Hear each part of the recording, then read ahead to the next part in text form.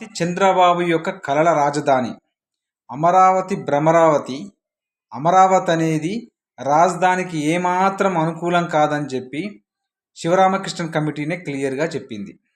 Sivaramakrishnan committee చెప్పినాక కూడా వీళ్ళు అమరావతిని రాజధానిగా ప్రకటించి ఇప్పుడు అమరావతిలో జరుగుతున్న తతంగం చూస్తే ఎవరికైనా కూడా ఇది రాజధానికి ఏమాత్రం అనుకూలం కాదని ఇట్టే తెలిసిపోతుంది. ఒక గంట సేపు వర్షానికే రోజుల తరబడి నెలల తరబడి అక్కడ నీళ్ళు నిలుస్తున్నాయి. ఆ నీళ్లు తోడటానికి కొన్ని వందల కోట్లు ఖర్చు పెట్టాల్సి వస్తుంది వీళ్ళు.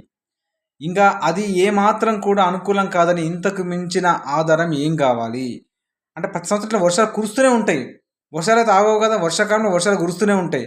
ఆ వర్షపు నీటికి గంట సేపు వర్షం కట్టి కురిస్తే అమరావతి మొత్తం మునిగిపోతుంది.